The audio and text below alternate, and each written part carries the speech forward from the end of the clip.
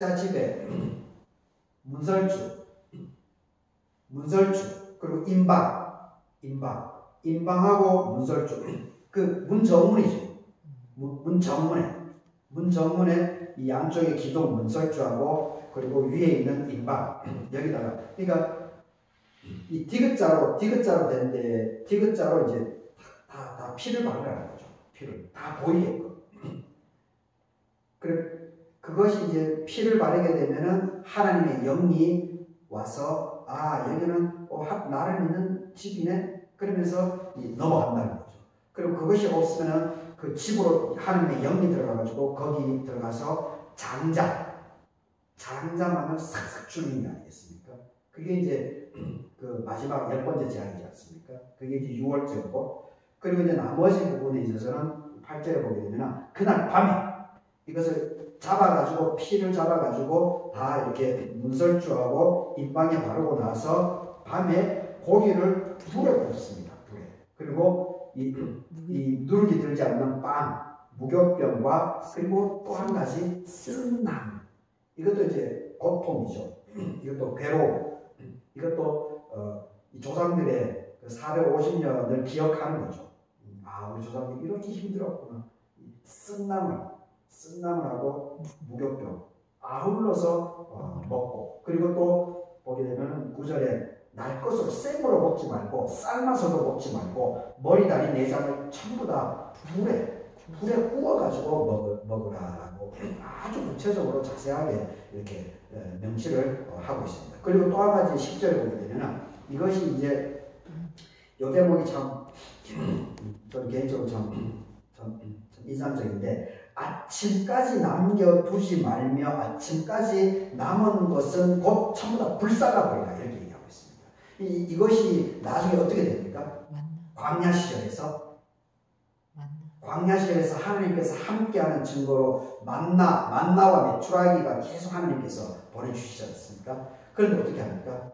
하루 먹을 분량만 가져가게 하죠.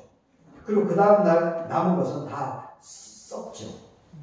그리고 다만 이제 안식일이 있는 금요일 날은 토요일 날 못까지 2일분을 하나님께서 만나와 메추라기를 허용하시죠. 그리고 더 이상은 허용하지 않습니다.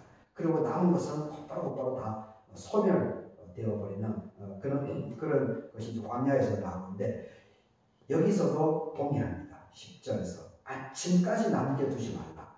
양이나 염소를 잡아가지고 아침까지 남겨두지 말고 그날 다 먹으라는 겁니다. 참 이런 것도 상당히 인상적입니다. 그러니까 우리 삶에 이제 적용해 본다면은 이게 이제 적금, 은행 이런 부분 물론 이제 적금은 해야 되죠. 적금은 해야 되는데 너무 이렇게 욕심을 챙겨서 쌓아두는 것, 그리고 남을 속여가지고 자꾸 쌓아놓는 것, 이러한 것들. 그러니까 지금 이제 대기업이 보유하고 있는 자산들이 상당히 많다라고 이렇게 하는데, 그러니까 그러한 부분들도 사회적인 문제가 될 수 있는 거죠. 문제 제기를 하니까. 그러니까 그런 형태의 부분을 성경에서는 벌써 다 금하고 있다는 것을 볼 수가 있습니다. 같이 더불어서 나누는 이 정신을 성경에서 계속 강조하죠. 그것이 이제 성령 가문절 사건 이후에도 실제로 그것이 현실화되는 것을 보게 됩니다. 그리고 이제 11절 부분은 이것은 이제 상황이 이제 급박하다라고 하는 것을 보여주고 있죠. 곧바로 도망을 쳐야 될 상황이기 때문에 먹을 때에 허리띠 띠고 발에 신발도 신고 손에 지팡이를 잡고 급하게 여유가 없는 거죠. 곧바로 하나님의 영이 들어오게 되면 곧바로 탈출해야 되니까. 그래서 그 상황을 얘기를 하고 있는 것을 보게 됩니다. 하여튼 이 하나님께서 이 유대인들에게 이 구체적으로 아주 자세하게 모든 것을 언급을 해주고 있습니다. 그리고 12절 마지막에 보게 되면 나는 여호와다.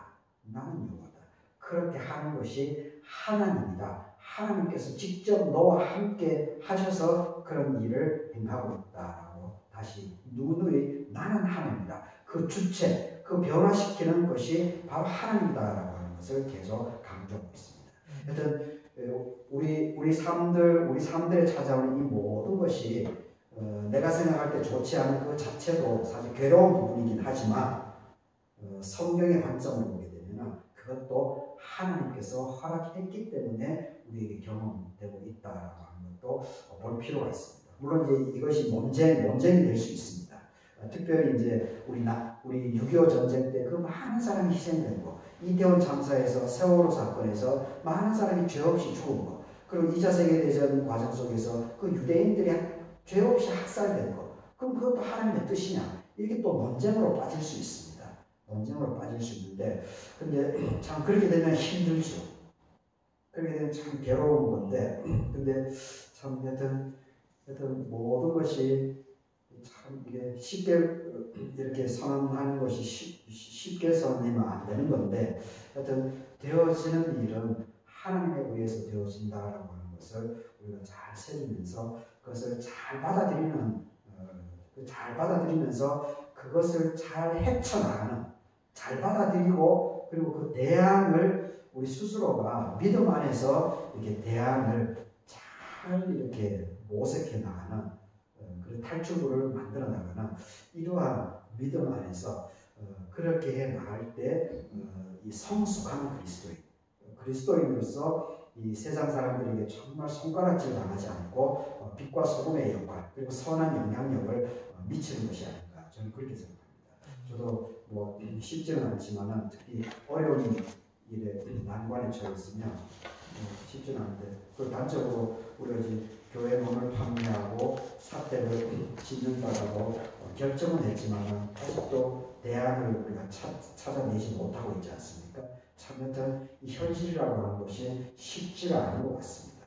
우리가 결정을 하고 말은 하지만 이것을 현실로 풀어나가는 것은 여러 가지 난관이 있는 것 같습니다. 그리고 시간도 또 필요하고 그래서 중요한 것은 더욱더 그럴 때일수록 이 나는 여호와다. 앞서가시는 이 하나님께 자꾸 질문하면서 그 하나님의 앞서가지 않고 하나님의 뒤를 잘 따라 나가게 될 때 이 나에게도 은혜가 되고 공동체 생활을 하는 모두에게도 덕이 되는 그런 일들이 벌어지지 않을까 그런 생각을 해보게 됩니다. 하여튼 이 6월절, 무교절 이게 전부 다 해방절에 대한 부분이다라고 하는 것을 우리가 잘 기억하시고 그리고 유대인들이 지금도 6월절 이 역사를 몇 천 년이 흘렀음에도 이 역사를 기억하면서 자기 조상 후손들에게 이 절기를 지금도 지키면서 이것을 가르치고 있다라고 하는 것을 우리가 더욱더 새기면서 우리 역사에 대해서도 우리가 잘 관심을 가지고 이렇게 믿음 안에서 그것을 바라보고 헤쳐나가는 이런 훈련도 우리가 더 해야 된다라고 하는 것을 살펴보게 됩니다. 이 말씀으로 남은 한 주가 더 평안할 수 있기를 바라겠습니다. 다 같이 기도하도록 하겠습니다.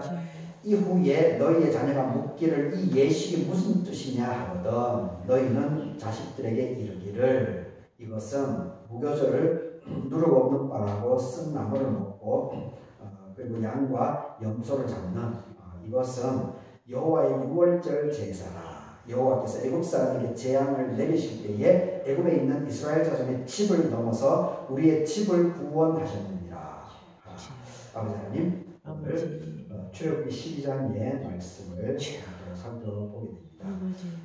우리 스스로들 성경에 대해서도 잘 알아야 되지만 또 우리의 역사에 대해서도 그리고 또 무엇보다도 우리 갈개 교회의 역사와 우리 갈개 마을의 역사 그리고 우리 아영과 남원 우리 지역의 역사와 문화에 대해서도 우리가 잘 알 필요가 있습니다. 그런데 우리들이 너무 그러한 데 둔감한 것을 보게 됩니다. 아버지 하나님, 우리 이러한 부족한 부분들 하나님께서 아십니다. 우리가 정말 하나님께서 더욱더 은혜를 베풀어 주셔서 하나님의 말씀을 하나님께서 더욱더 잘 준비할 수 있도록 도와주시고 그래서 이러한 것들을 잘 버무려서 우리 교우들에게 이렇게 은혜가 되게끔 말씀을 잘 나눌 수 있도록 하나님께서 저에게 은혜를 베풀어 주시고 주여. 그것을 잘 들을 수 있는 우리 교우들의 열린 마음과 열린 눈과 귀를 허락해 주시옵기를 간구드립니다. 아멘. 그래서 우리 교우들의 이 말씀으로